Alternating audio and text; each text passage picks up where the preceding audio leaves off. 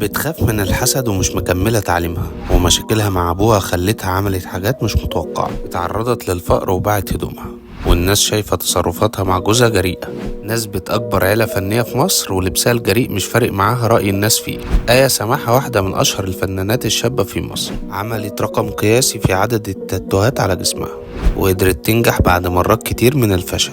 يا ترى ايه الوش التاني لآية سماحة اللي محدش يعرف عنه حاجة؟ وهل فعلا هي غاوية لبس جريء وبتغيظ الناس اللي بتعلق عليها، ولا ايه الحكاية؟ خليكم معانا في الفيديو ده وهتعرفوا عنها كل حاجة، بس ما تنسوش اللايك والسبسكرايب. آية سماحة كل الناس واخدة عنها لبسها وتمثيلها وخفة دمها، وكتير ما يعرفوش عنها أسرار كتير قوي، منها ان مثلا حماتها تبقى ناهد فريد شوقي، واخت جوزها محمد السباعي هي ناهد السباعي، وانها دخلت العيلة دي وبتحبهم جدا وما استفادتش منهم اي حاجة خالص، ومفيش ولا مرة حد فيهم اتوسط ليها عشان تروح أي شغل، عشان دي حاجة بيعتبروها في العيلة عيب جدا، واللي ما عندوش موهبة ما يشتغلش وما ينفعش يبقى شغال بالواسطة. غير بقى إنها بتحب جوزها جدا وهو أهم حاجة في حياتها، وسر جوازها ليه إنه راجل مؤدب ومتربي ومفيش زيه. ما هي مش بتحب الرجالة اللي مش متربية وقليلة الذوق، ده كله كوم، وإن عوضها عن اللي شافته في حياتها كوم تاني.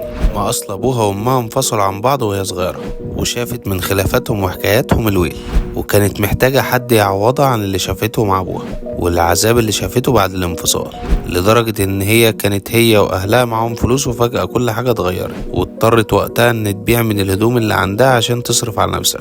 ده غير إنها ما كملتش تعليمها. أيوة، آية سماحة خرجت من سنة تالتة في الكلية بعد ما شافت إن ملهاش لازمة، وأخدت ورش تمثيل عشان تبدأ شغل، وحتى حلم الشغل بالنسبة ليها ما جاش بسهولة زي ما الناس فاكرة. دي اترفضت كتير وعفرت كتير لحد ما المخرجين وافقوا إنها تمثل. آية سماحة بتتعرض للانتقادات كتير بسبب جوزها، وده عشان بيبوسوا بعض في أماكن عامة أو بينزلوا صور ليهم وهم قريبين من بعض، وهي شايفة إن أي حد بينتقدها فهو إزاي بيعمل كده يعني، ما هو جوزها وحقها تعمل اللي هي عايزاه.